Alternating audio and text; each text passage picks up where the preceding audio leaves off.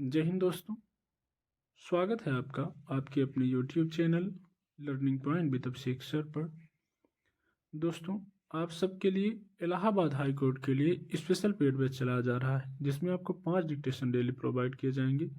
3 dictation आपकी निबंध, जीवनी, योजना, कुरुक्षेत्र, कहानी और आध्यात्मिक लेख के होंगे। 2 मैटर आपको संसदीय मैटर प्रोवाइड किया जाएगा विद पंक्चुएशन, जैसा कि पिछली बार स्किल टेस्ट में बोला गया था। जब आपकी स्किल टेस्ट डेट लग जाएगी तो आपको डेली लाइव सेशन अटेंड किए जाएंगे और साप्ताहिक टेस्ट भी रखा जाएगा। इसकी जो फीस रखी गई है वो 500 रुपये है आपके स्किल टेस्ट तक। इसी फीस में आपके स्किल टेस्ट तक डिक्टेशन प्रोवाइड किए जाएंगे। अगर आप प्रयागराज इलाहाबाद में रहते हैं और ऑफलाइन क्लास हमसे करना चाहते हैं तो आप हमसे लोक सेवा आयोग गेट नंबर 2 के जस्ट सामने कैरियर टेक एकेडमी में संपर्क कर सकते हैं। 3 to 5 इवनिंग में बैच चल रहा है, तो आप हमसे शाम को ऑफलाइन क्लास भी कर सकते हैं। डिक्टेशन शुरू होगी 5 सेकंड बाद।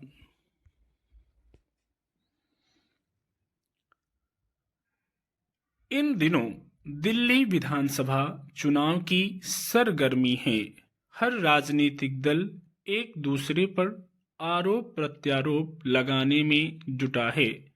इसी बीच कथित शराब घोटाले को लेकर नियंत्रक एवं महालेखा परीक्षक यानी कैग की रपट पर आरोप प्रत्यारोप का दौर शुरू हो गया। आम आदमी पार्टी और दिल्ली सरकार कहती रही कि यह रपट दुराग्रह पूर्वक तैयार की गई है। ऐन चुनाव के वक्त इस रपट के आने का मकसद समझा जा सकता है। यह भी कहा गया कि रपट कैग ने नहीं बल्कि केंद्र सरकार ने तैयार कराई है।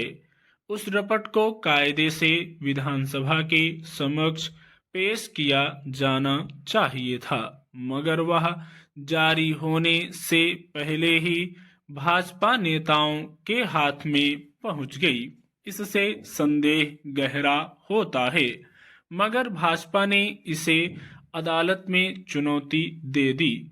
इस पर उच्च न्यायालय ने दिल्ली सरकार को फटकार लगाई है कि कैग की रपट को विधानसभा के पटल पर रखने और उस पर बहस कराने को लेकर आपने जिस तरह अपने कदम खींचे उससे संदेह पैदा होता है। आपको रपट उपराज्यपाल को भेजनी और उस पर बहस के लिए विधानसभा का सत्र बुलाने का अनुरोध करना चाहिए था। इस तरह अब आम आदमी पार्टी की कैग को लेकर सारी दलीलें ध्वस्त हो गई हैं। दरअसल कथित शराब घोटाले का मामला शुरू से भाजपा और आम आदमी पार्टी के बीच तीखे आरोप प्रत्यारोपों का मुद्दा रहा है। दिल्ली सरकार कहती रही है कि ऐसा कोई घोटाला हुआ ही नहीं, जबकि इसकी जांच में पाए गए तथ्यों के आधार पर आम आदमी पार्टी के कई नेता जेल भी भेजे गए। यहाँ तक कि मुख्यमंत्री अरविंद केजरीवाल को भी जेल जाना पड़ा।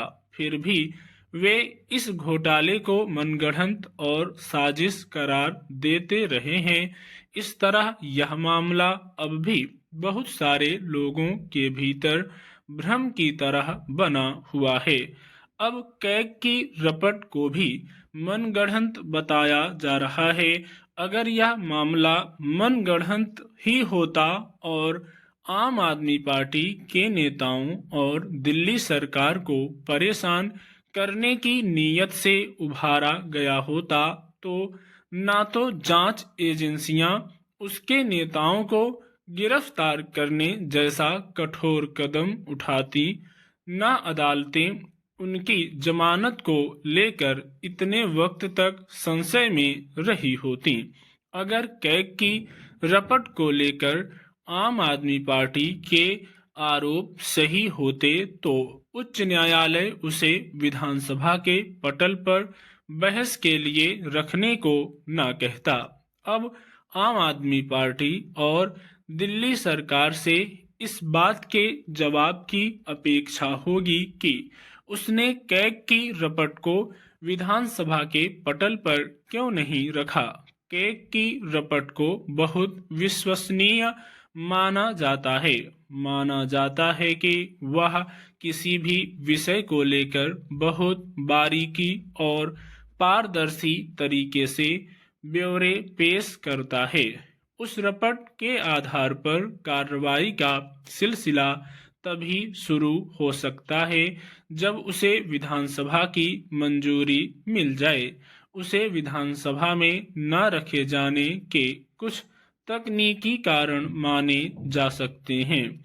एक तो यह कि आचार संहिता लागू होने के बाद सरकार को इसे लेकर हिचक रही होगी। दूसरी, जो कि संदेह पैदा करती है कि सरकार इस चुनावी माहौल में अपने खिलाफ किसी भी तरह का नकारात्मक तथ्य सार्वजनिक करने से परहेज कर रही होगी। दूसरी बात ज्यादा प्रबल लगती है। ऐसे में सवाल उठने स्वाभाविक हैं। स्टॉप।